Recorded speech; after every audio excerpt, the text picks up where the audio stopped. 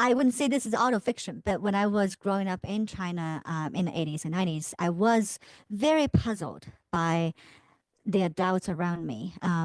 They had a lot of arguments, and I feel like these arguments really unveil their hidden ire and pain, those old grudges from a very tumultuous time. But I couldn't trace that time in my history books. So growing up, I kind of saw myself as belonging to a generation with no history. And then after I immigrated to North America as an adult, I began to have access to the tabooed past of my birth country.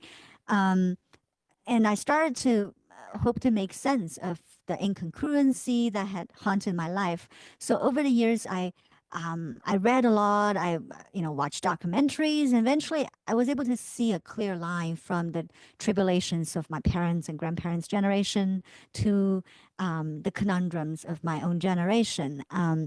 So eventually, I just thought, okay, I need to write it down to make sense of all.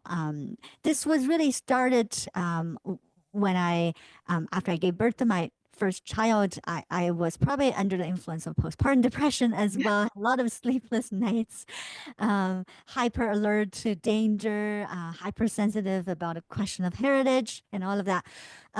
So I really decided to get to work during that difficult time to kind of peel back the curtain of my hometown, to confront the bygone days, and also the unresolved trauma.